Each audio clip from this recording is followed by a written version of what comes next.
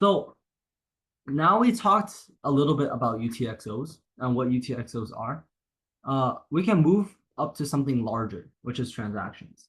And after I talk about this, I'll show you guys how this all sort of plays out in a blockchain by going on the Blockchain Explorer, similar to last time. So essentially, now we can talk a little bit about transactions. So first is, what is the structure of a transaction? So the structure of a transaction would have four main things. I would would have four main things. And the first is an input UTXO. Well, not n. It can have multiple input UTXOs, but it has input to UTXOs, and then also has output UTXOs. So recall that UTXOs contain information for the transaction, right? So input and output UTXOs sort of contain the information that allows a transaction to fully be defined. The amount, the sender, the recipient, the time, the and other additional information. The third thing that a transaction has to include is the amount, which is also specified in a UTXO. And fourth thing that it has is a transaction ID. So as similarly as previously mentioned in the UTXO, transactions have IDs, which is just a long string of characters that identify that transaction as that transaction. And then sometimes there's other information. To make this all make more sense, I can show what this specifically means in the Blockchain Explorer. Okay, so here, so this is a block, like we said last time. This is a block in the Bitcoin blockchain, and you can see that there's a lot of transactions over here, and we can just click into the different transactions and see here all the information about transactions. So you can see, for example, this transaction. It has two inputs, so two input UTXOs. It has three outputs, so three output UTXOs.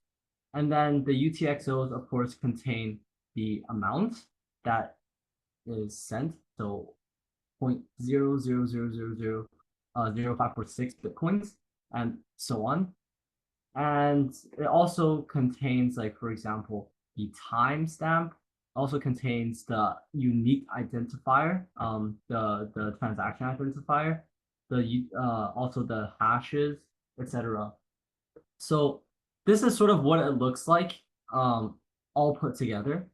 And as you can see, these small UTXOs make up a singular transaction, and these transactions, all of these transactions, make up a single block, and then this single block makes up the entire Bitcoin block. So that's sort of like the scale and where everything plays in.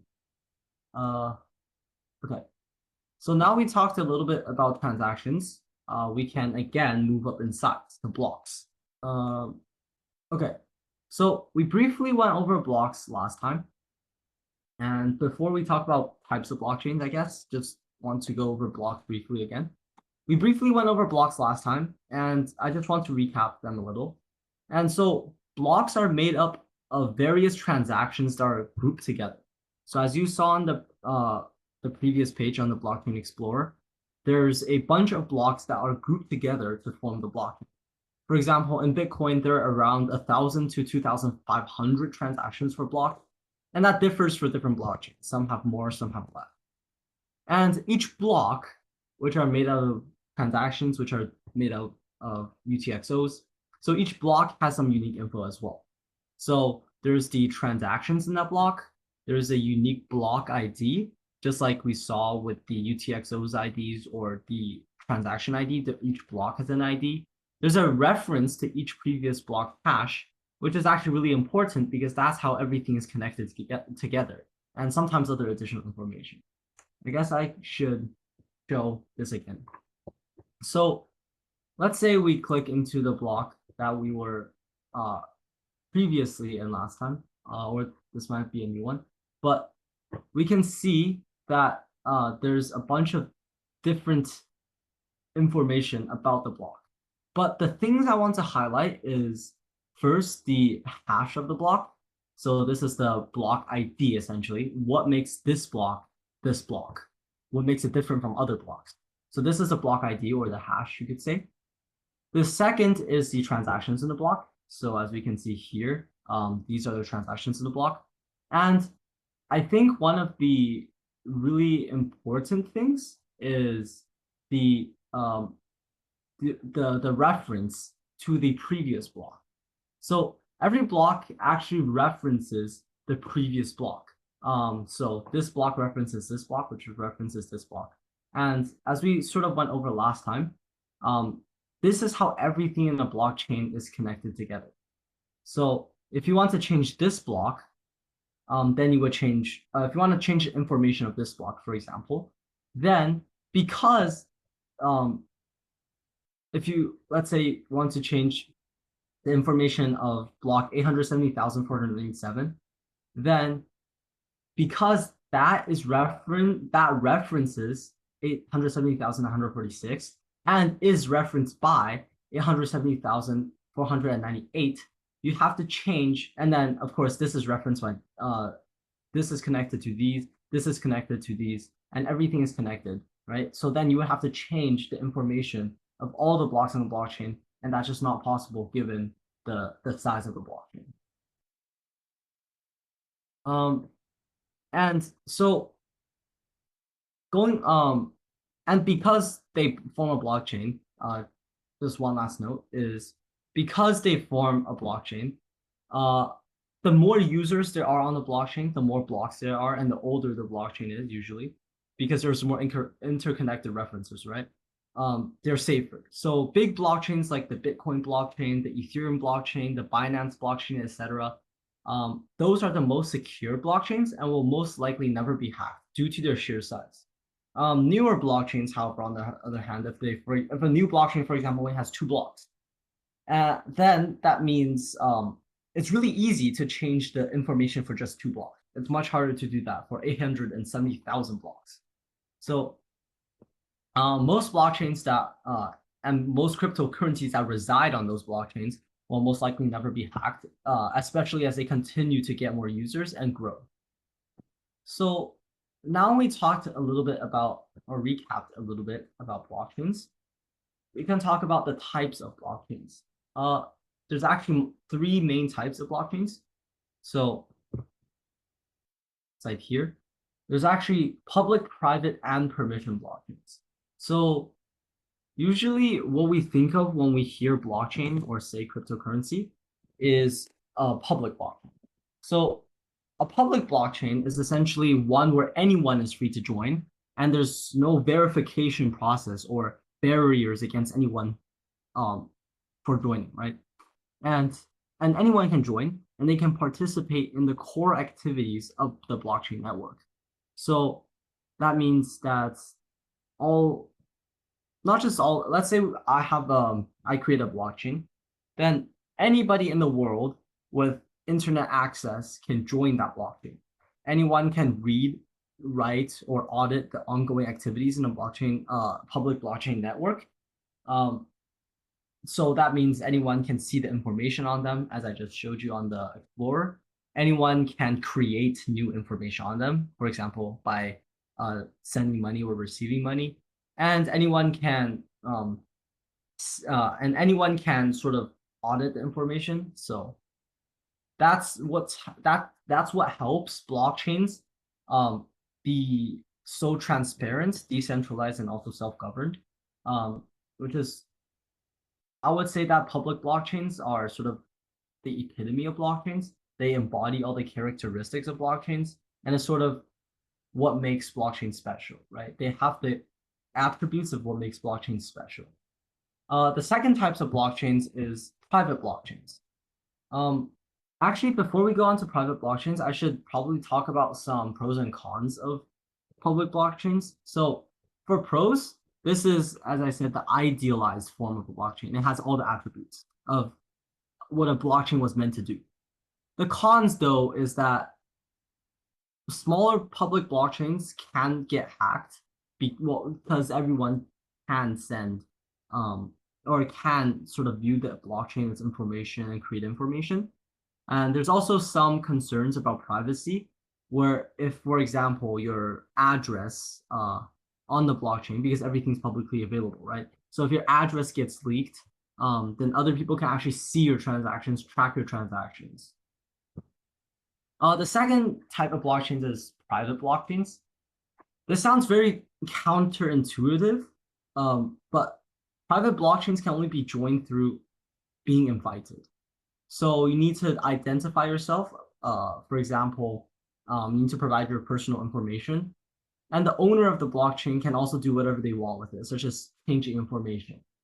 And so private blockchains, I wouldn't say are necessarily, they don't really sound like blockchains. And to be honest, they aren't really blockchains at all. But they are structured like a blockchain. And what they do is that they are used usually to organize or manage data. So as mentioned in the applications of blockchains, right? One of the applications is data management or logistics, or something of the kind. And so private blockchains are good at doing that because they are able to organize data. Of course, like a private company can't just disclose all the information about, like, if they're a logistics company, they can't disclose the information about shipments. So it has to be private. It's just that these blockchains just offer a structure for the data to be stored. And so what are the pros? These blockchains can still operate on cryptographic concepts, such as being a ledger. So, for example, they can still store information like we just saw on the Bitcoin blockchain. They are just used for much smaller scale, on much smaller scales, for individuals or small groups of people to complete specific tasks instead of being accessible by everyone or serving as a market. The cons, though, is that private blockchains sort of defeat the purpose of a blockchain in the first place, which is being decentralized. And also because they have a smaller size, less participants, and usually less information, these blockchains are much more susceptible to being hacked. And the last type of blockchains is permission blockchains. So these are blockchains that are somewhat a mix between public and private blockchains, and they're open to customization. So the pros and cons of this blockchain are sort of a mix of pros and cons of the preceding two types of blockchains we went over already. However, here there are a few unique attributes of these. So permission blockchains actually allow a function called blockchain as a service, or BaaS, this BaaS, and essentially this is when a provider of blockchain as a service is able to give a structure or of a blockchain out to a company or some group of people for them to complete a task, such as organizing information.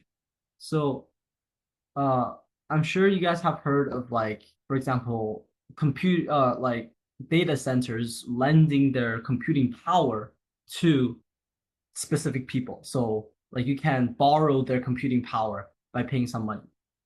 Cloud computing, right? And what blockchains as a service companies do is essentially they create the structure and they run a blockchain. And then they're able to then lend out, sort of, or give the structure of that blockchain out to people to use. So, for example, a blockchain as a service company can create a permission blockchain for specific companies or logistics companies to use, or for a person to manage data, something of the sort.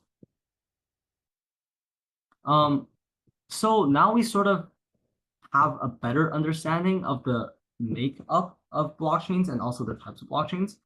I think we can get a brief introduction to proof of work, which is going to be, I think, our main topic for next week.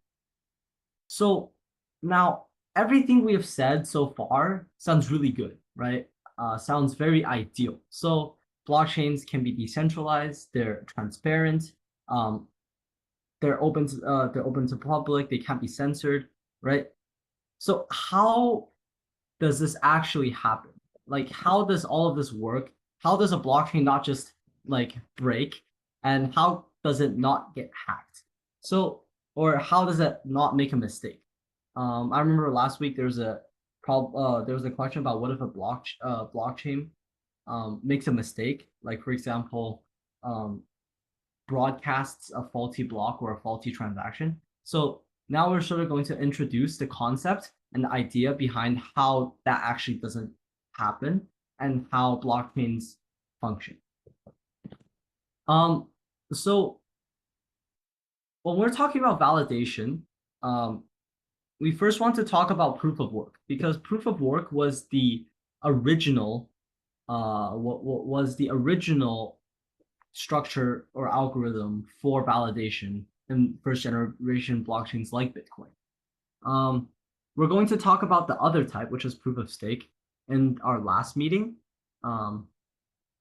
So let's go over proof of work first.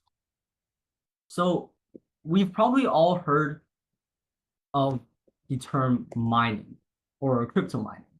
So what does that actually mean? So for some context, each block in a blockchain has a complex math algorithm required to solve the block. So imagine that every block requires people to solve a complex equation, right? And essentially solving the block means and solving the block allows that block to be validated and actually uploaded to the blockchain or broadcasted to the blockchain. And solving the block means guessing the correct hash. So when we usually solve equations, we can work backwards, right? So a very simple equation, let's say 2x equals 10. We can work backwards. We can say that, oh, if we divide both sides by 2, we get x equals 5. That's simple. But computers and the blockchain proof of work algorithm can't do that. They have to work forwards. So what that means is they have to say, okay, if we let x equals 1, then what's 2x? It's 2. Okay, that's not the answer. So we have to do x equals 2. Try that. That's not the answer. Then try x equals 3, x equals 4. And you have to keep on trying until you get the correct answer, x equals 5. Obviously, the actual algorithm is much more complex than this, but that's a general idea. Computers and the mining and proof of work algorithms, they have to keep trying new solutions or new values until they get the correct solution. So this is why mining algorithms are so processing and energy and electricity intensive, as the computers must just mash out a lot of guesses. So some mining machines can go up to trillions of guesses per second. And obviously, the more you guess, the more you contribute towards solving the block, right? Now, the next thing we have to think about is consensus. When you have a bunch of different independent miners all mashing out block or hashes, how do we all reach an agreement on who solves the block and the block that gets broadcasted? So once the hash of the block has been guessed, it gets added. That block becomes no longer available to the miner. So what that means is, let's say we're all mining to solve a block. As soon as one of us solves a block, the block is solved. So all of the other people that was not the one that solved the block cannot keep hashing for that block, if that makes sense. The block is then solved, it gets added to the chain. And originally there's a lot of miners competing to solve the block, right? Which is not consensus.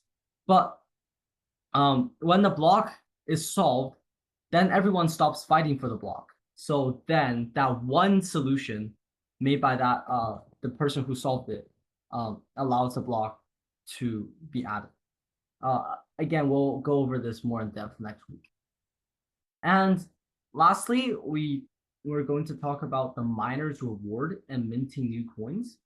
So you've probably heard of minting, like a government, for example, or the Federal Reserve or the central bank in the case of the US, right?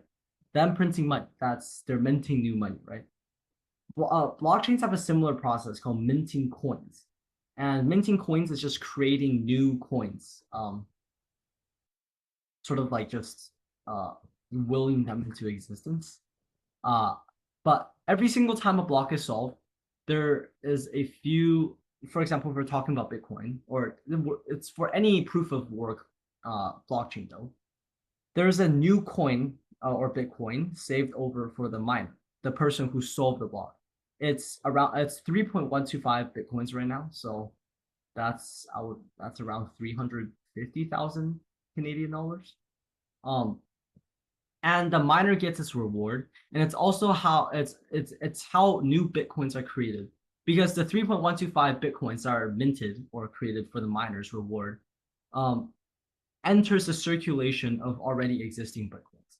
So I can actually show you that here as well. So if you look at this block, you can see that all these transactions, TX, TX, TX, right, have sender and recipient. This this transaction has the sender of the blockchain, and it's the block reward, and these are the different miners.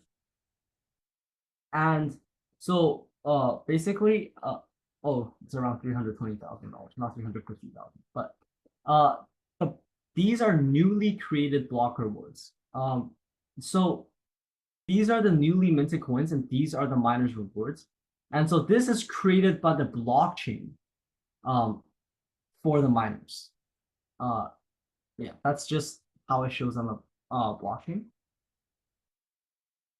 So that's how new coins are created.